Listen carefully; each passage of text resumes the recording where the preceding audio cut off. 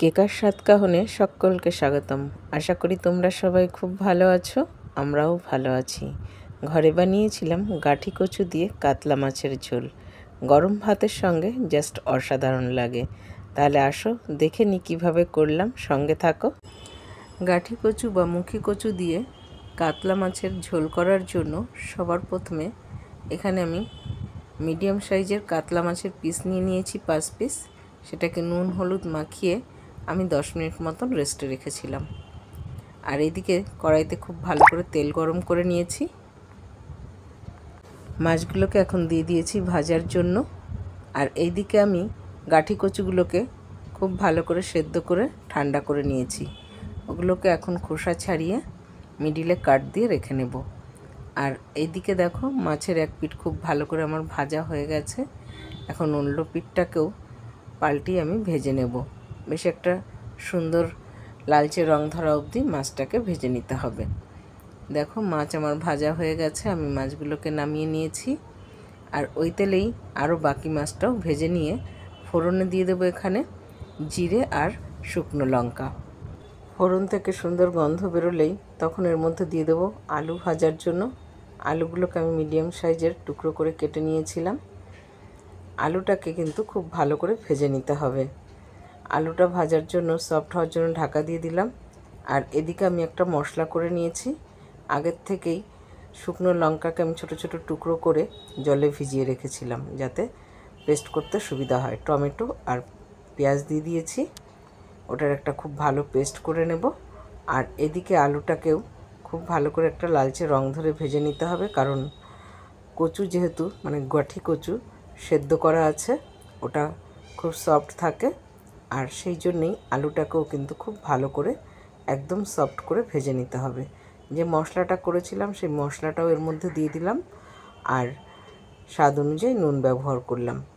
করে এটাকে এখন খুব ভালো করে মশলার সঙ্গে আলুকে খুব ভালো করে কষিয়ে নেব। আর একটু ঢাকা দিয়ে কষিয়ে নেব যাতে আলুটা একদম সফট হয়ে যায়। আলুটাকে মশলার সঙ্গে খুব ভালো করে কষিয়ে নেব, তাহলে আলুর মধ্যে মশলার সমস্ত গুণাগুণ যাবে, আলুর টেস্টটাও বেড়ে যাবে। খুব ভালো করে দেখো কষানো হয়ে গেছে। এখন বাকি কিছু গুঁড়ো মশলা ব্যবহার করছি, যেমন ধনে গুঁড়ো, জিরে গুঁড়ো, হলুদ গুঁড়ো আর গরম মশলা। বাকি মশলার সঙ্গেও আলুকে খুব ভালো করে আরেকবার কষিয়ে নেব। আলু কিন্তু একদম সফট হয়ে গেছে। এখন মশলার সঙ্গে আরেকটু কষিয়ে নিলেই আলু একদম রেডি হয়ে যাবে। আর এইদিকে আমি গাঠি কচুটাকে খুব ভালো করে ছাড়িয়ে পরিষ্কার করে মিডিলে একটা করে কাট লাগিয়ে নিয়েছি। আলু সফট হয়ে গেছে, গাঠি কচুও সফট। এখন কিন্তু খুব বেশি সময় এর সঙ্গে জাল করার প্রয়োজন হবে না। যেহেতু কচু, সেই জন্য আমি আর একটু নুন ব্যবহার করলাম এখানে। এখন গাঠি কচুকেও আলুর সঙ্গে একবার মশলার সঙ্গে কষিয়ে নেব। সব কিছু খুব ভালো করে একবার মেশানো হয়ে গেলে দেখো খুব ভালো করে একবার সব কিছুর সঙ্গে আমি মিশিয়ে নিয়েছি।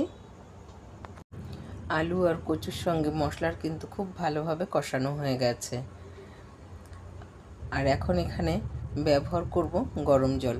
অবশ্যই রান্নায় কিন্তু গরম জল ব্যবহার করো।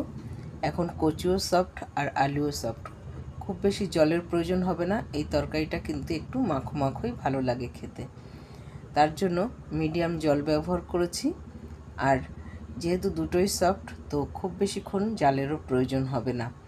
এখানে এখন গ্রেভিতে জাল উঠে গেলেই ব্যবহার করব আমি মাছ, যে মাছগুলো আমি ভেজে রেখেছিলাম।